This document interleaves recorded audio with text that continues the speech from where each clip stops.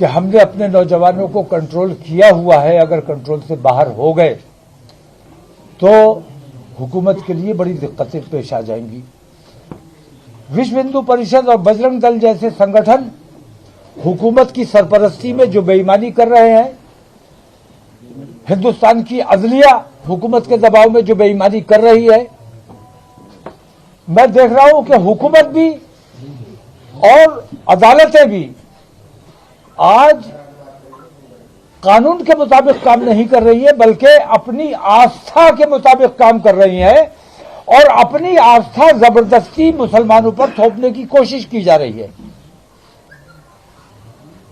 मैं ये कहना चाहता हूं कि अगर ये जुल्म ज्यादती इसी तरह जारी रहा, विश्व हिंदू परिषद और बजरंग दल जैसे आतंकवादी संगठनों को कंट्रोल नहीं किया गया, तो मुल्क के हालात खराब होने का अंदेशा है, जो हम किसी कीमत पर नहीं होने देना चाहते।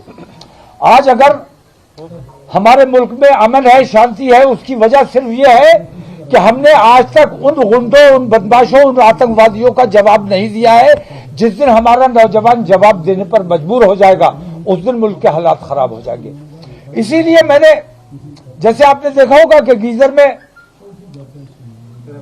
सेफ्टी वॉल्व लगा होता है, लावा अंदर अंदर बहुत पनप रहा है, बहुत बड़ा ब्लास्ट हो सकता है। मैंने ये छोटा सा काम करके लोगों के जज्बात को कंट्रोल करने की कोशिश की है और सेफ्टी वॉल्व का काम किया है। मैंने उस प्रेशर को दूसरे रास्ते से निकाला है ताकि वो जो हमारे शहर का अमन खराब ना हो।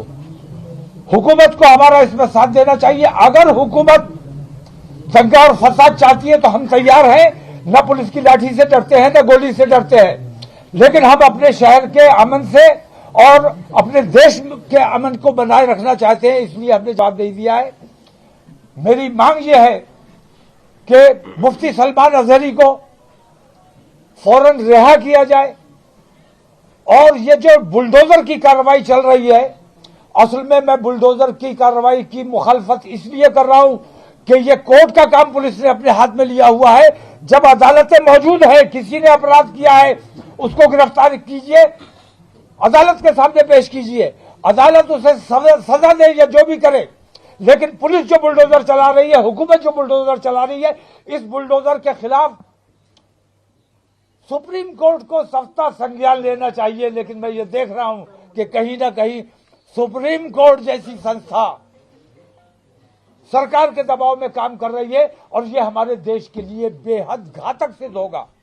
अगर देश में अमन चाहिए और भाईचारा चाहिए, जो हुकूमत की भी जिम्मेदारी है और हमारे सुप्रीम कोर्ट की भी जिम्मेदारी है, तमाम अदलिया की जिम्मेदारी है, अगर ये अमन व अमान बनाए रखना है तो बुलडोजर की कार्रवाई बंद होनी चाहिए और पुलिस को जो ज्यादा इख्तियारात दिए हुए हैं, उन इख्तियारात में कटौती की जानी चाहिए। जो बेईमानी की गई हैं, उन बेईमानियों को वापस किया जाना चाहिए। उत्तराखंड में जो बवाल हुआ है, हल्द्वानी में थाना फूंक दिया गया, वहां उत्तराखंड में जो कुछ हुआ है, हल्द्वानी में जो कुछ हुआ है, जिम्मेदार उसके लिए कौन है? धामी पागल हो चुका है।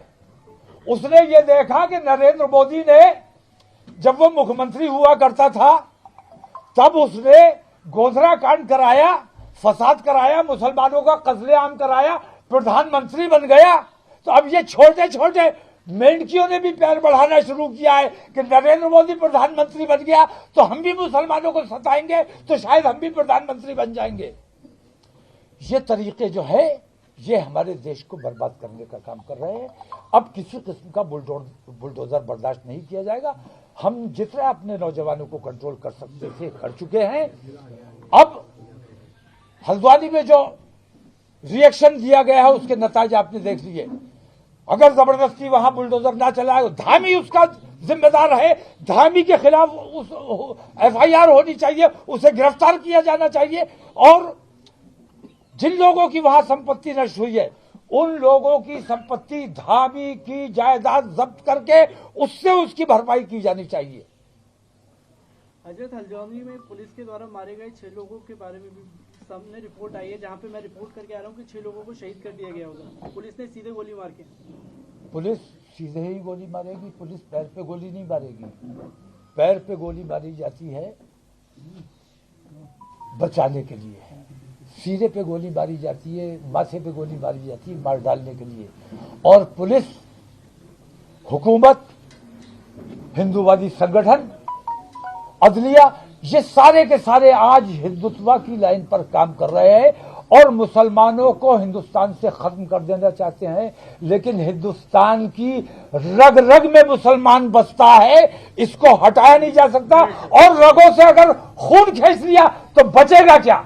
जिंदा कैसे रहोगे? और जिस तरह हिंदुस्तान की नस नस में मुसलमान है, उसी तरह मुसलमान के हर दिल में मुसलमान